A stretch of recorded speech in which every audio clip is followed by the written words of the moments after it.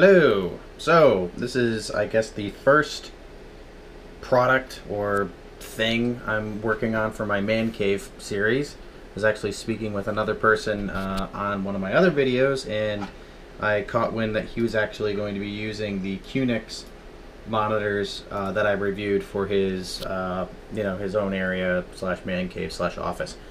So I figured I'd actually post some of the things that I'm working on for my man cave or office, and maybe, you guys would want to do the same thing because they're actually kind of fun little Arduino projects.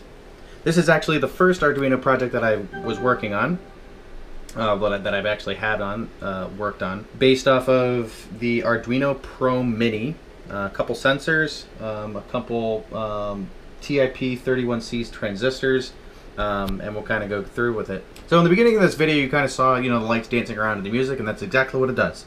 The intended purpose for this project is that this strip, this 15-foot long strip, is actually going to be underneath the lip of the bar area where you sit in my man cave. So this entire thing actually has tape on the other side of it. Like I said, all the links for all the stuff that I used to build this project will be in the description of the YouTube. So just click those and you can go off and buying, to buying your own stuff for it. It's actually very easy to put together. Testing it was a little bit of a pain in the butt. Obviously, testing all of the separate electrical connections and stuff like that, making sure that the circuit was complete, made me tear my hair out a couple times, but it actually wasn't that bad.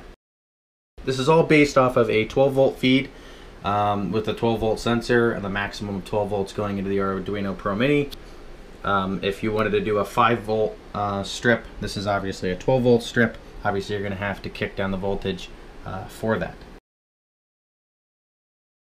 The parts list is actually pretty basic. You can actually see all the stuff there. It's very basic resistors. I think I used 240 ohm resistors on the transistors for the LEDs, and I think this was a 470 ohm going to the sound module, which is actually this. This sound module I actually picked up for on the cheap. This is actually a $5 sensor, which was really great, so I actually ordered up getting 5 of them just in case if I blew some of the other ones up. Because realistically, let's be honest, first time kind of diving into electronics, you're probably inevitably going to be blowing something up. And that's actually exactly what I did the first time. The Arduino, actually, I think I bridged the ground and the raw feed, and I ended up popping it. And it did one of those funny little things where it has like the little atomic toxic cloud of smoke.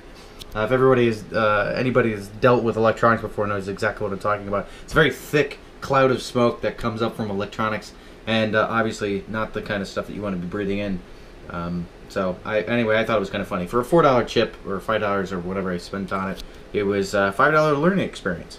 Product list was actually very basic. Like I said in the description, I'll have a link for everything else. I just got 50 100 nanofarad ceramic disc capacitors. Very basic. Obviously the sound sensors. This is the first one that I blew up. Like I said, the link that I'll have is actually for another one. It doesn't have the sound sensor in the front, actually has the sound sensor on the side. I got a 400 pack of resistors. It's actually really great. They're all labeled, which is great, so you don't have to remember the color code on the resistors. Obviously doing electronics for a little bit longer, I'll start picking up the color codes and being able to calculate the resistor values and stuff like that, but I'm not there yet. And obviously the 5-volt 16 megahertz Arduino chips and an FTDI Breakout board that I actually got from SparkFun. And at the very bottom, I should actually add in the 3 TIP31C transistors. And that's pretty much it. After when you get the parts, I actually didn't get a breakout board to kind of test the circuit. I got one of the perma boards from Adafruit, and you just directly solder into it. This is actually, on my schematic, this is actually kind of dangling off by itself. It's not actually on the PCB. But if you don't know of Fritzing, definitely get it. I'll post a link out to this this Fritzing thing, so you actually download it. And I'll throw out the code that I got from one of the guys that actually posted this initially on whatimade.today, I believe it is. So he gets definitely all the props for this. I'm just essentially kind of promoting the project and the parts list.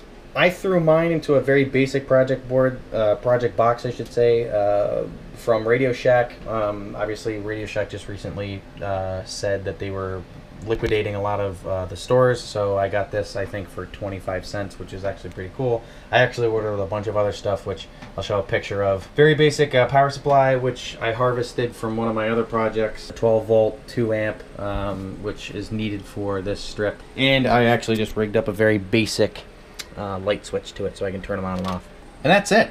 Turn it on, pump the music, and enjoy.